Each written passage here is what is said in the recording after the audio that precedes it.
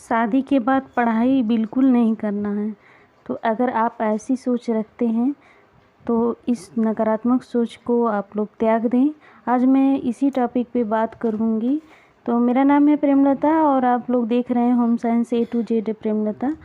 और आप लोगों का मेरे चैनल पे स्वागत है, अभिनंदन है। आप लोग मेरे वीडियो को देखते हैं। पिछली वीडियो को काफ़ी आप लोगों ने पसंद किया, देखा, तो कमेंट भी किया, मुझे बहुत अच्छा लगा। आपका एक लाइक, आपका एक शेयर मुझे प्रेरणा देती है वीडियो बनाने के लिए। तो सबसे पहले हम बात करते हैं कि हमें करना क्या चाहिए। यदि हमारी शादी हो गई है तो हमें अब पढ़ना चाहते हैं तो हमें करना क्या चाहिए। तो सबसे पहले हमें क्या करना चाहिए, अपने लक्ष्य को निश्चित करना चाहिए कि हम क्यों पढ़ना चाहते हैं, हमारा एम क्या है, कौन सी पढ़ाई हम पढ़ना चाहते हैं। तो सबसे पहले सेट योर गोल्स, अपने लक्ष्य को निर्धारित करना चाहिए, जो कि सभी लोग जानते हैं।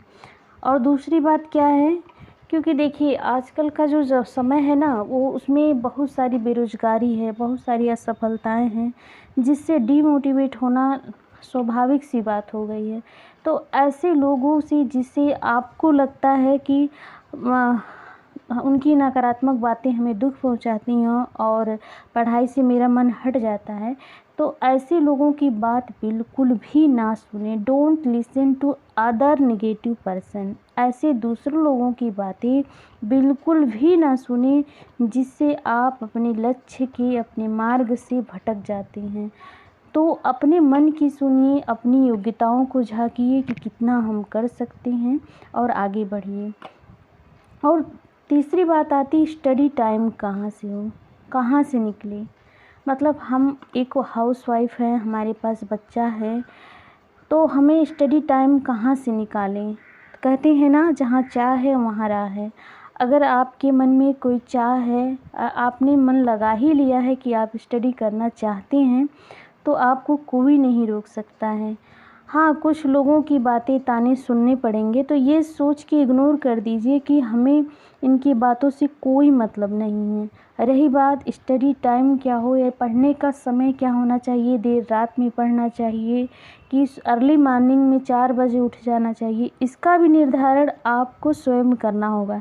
यदि आपके पास छोटा बच्चा है, अगर आपका बच्चा जल्दी सो जाता है तो रात में ही पढ़ लीजिए। यदि लेट नाइट तक वो जागता है तो अर्ली मॉर्निंग उठ करके पढ़िए। यानी कहने का मतलब है कि आप ही निर्धारित करेंगे कि आपके लिए फ़िक्स टाइम क्या है। कम से कम 5 घंटे, कितने, कम से कम 5 घंटे स्टडी टाइम को देना ही देना है। क्यों? क्योंकि आधा घंटा तो यही सोचने में लग जाता है कि कौन सी टॉपिक हम स्टार्ट करें, कौन सा ना करें। इस सोचने में फिर पिछली जो पढ़ाई थी वो कितना समझ में आया कि नहीं आया, आधा 1 घंटा इस कामों में बीत जाता है। रहा जो बचा समय, अगर एक टॉपिक को हम गहराई से पढ़ते हैं तो 1 घंटा हमें उस टॉपिक को समझने में लग जाता है। फिर उसके मुख्य बिंदु को देखेंगे, फिर मतलब इस तरह करते करते हमको कोई भी विषय की हम तैयारी कर रहे हैं उसमें कम से कम 4-5 सब्जेक्ट या होते ही होते हैं।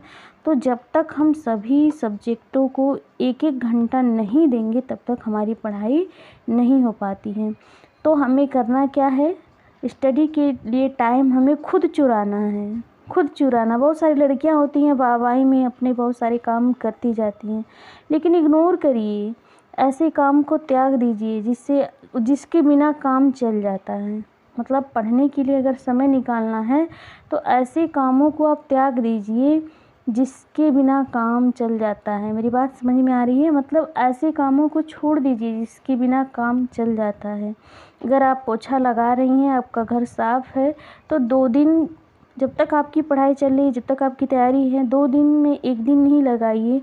तो मैं एक उदाहरण दे रही हूँ, हो सकता है आपके घर और कोई भी लगाने वाला हो, ये बात हम नहीं कह रहे हैं। जैसे एज ए एग्ज़ाम्पल आप उदाहरण के तौर पे इस बात को समझ सकती हैं। तो हमें क्या करना है, स्टडी टाइम खुद मैनेज करना है, कब पढ़ना है, कितना पढ़ना है, कितने समय में हम पढ़ ले रहे हैं, कितने समय में टॉपिक को कवर कर ले रहे हैं, ये आपको खुद ही निर्धारित करना होगा।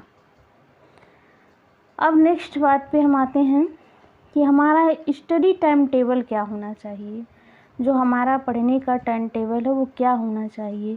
तो बहुत सारे लोग जैसे 4-5 महीने का इकट्ठे टाइम टेबल बना लेते हैं कि 15 दिन हम ये सब्जेक्ट पढ़ेंगे, 20 दिन ये सब्जेक्ट पढ़ेंगे।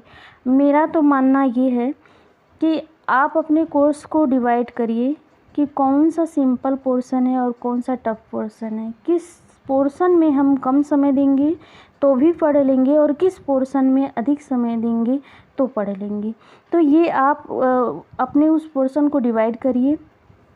उसके बाद डेली बाय डेली का एक टाइम टेबल फिक्स करिए कि आज मुझे सोकर उठने के बाद आज मुझे इतना टॉपिक पढ़ना है तो पढ़ना है। आप डेली बेस पे आप अपने रूटीन को, टाइम टेबल को फिक्स करिए। ये नहीं कि 1 महीने के लिए, 1 साल के लिए टाइम टेबल बना दें। यहाँ तक कि मैं टॉपर से सुनी हूँ कि आप पढ़ने के लिए टाइम टेबल ही मत बनाइए, बल्कि 24 घंटा पढ़ने के लिए दीजिए।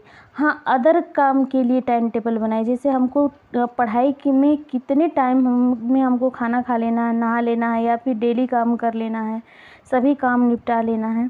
तो पढ़ाई के बीच का टाइम टेबल बनाइए। पढ़ने के लिए क्यों टाइम टेबल, जब भी समय मिले सब टाइम क्या करो, पढ़ाई में दे दो। ऐसा मैंने किसी पीसीएस टॉपर से सुना था। ये बातें मुझे बहुत अच्छी लगी थी, इसलिए मैं आप लोग को भी शेयर कर रही हूँ ये चीज़ें। यानी कि जब भी टाइम मिले तो हमको बस क्या करना है, अपनी पढ़ाई पे फोकस करना है। तो अब बात आ गई टाइम टेबल की। तो टाइम टेबल क्या करना है, फिर पहले तो ये फिक्स करना है कि हमारा टफ पोर्शन कौन सा है और किस भाग को मैं इजीली समझ सकती हूँ, उस भाग को कम समय। हाँ, पढ़ना तो सभी को है, ऐसा नहीं है कि इजी है तो इसको इग्नोर करना है। क्योंकि मैं अपने पर्सनल एक्सपीरियंस से बता रही हूँ कि मेरे 1-2 क्वेश्चन इतने इजी थे और उसी इजी पोर्शन को छोड़ने की वजह से मुझे कई बार असफलताएं मिली। तो पढ़ना तो सभी को है, इजी है तो उसमें कम समय लगेगा, लेकिन पढ़ना है। और कौन सा टॉपिक ऐसा है जो हम कम पढ़ें तो नहीं होगा, उसके लिए टाइम हमको ज़्यादा देना होगा। तो ऐसे पोर्शन को हमें पढ़ने के लिए थोड़ा अधिक वक्त, ऐसे पार्ट को पढ़ने के लिए अधिक वक्त निकालना चाहिए। अब नेक्स्ट जो टॉपिक आता है, कीप योर सेल्फ मोटिवेट, यानी कि हम ऐसे कौन से काम करें जिससे खुद से मोटिवेट हो जाएं। क्योंकि जितना कुछ है ना, जितना कुछ हम लोग करते हैं ना, हमारे दिमाग से वो सारी चीज़ें होती हैं, हमारे मस्तिष्क से, हमारे मन से ये चीज़ें होती हैं कि हम जितना चलते हैं, जानने वाले की स्पीड क्या है वो हमारे मन पे निर्धारित करती है। जैसे यदि कोई भी बीमार पड़ा व्यक्ति हो या हम ही बीमार पड़ जाएं और हमको ये पता चल जाए कि हम किसी नौकरी में सेलेक्ट हो गए हैं, तो हम बीमारी की स्थिति में भी कैसे कूदने लगते हैं, उछलने लगते हैं। यानी कितना मुझे मोटिवेशन इफ़ेक्ट करता है कि उछलने लगेंगे, कूदने लगेंगे, बिल्कुल वैसे सोए नहीं रह सकते हैं।